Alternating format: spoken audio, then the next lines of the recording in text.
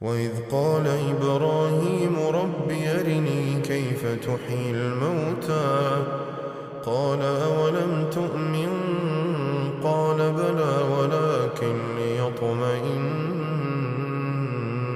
قلبي قال فخذ 4 من الطير فصرهن إليك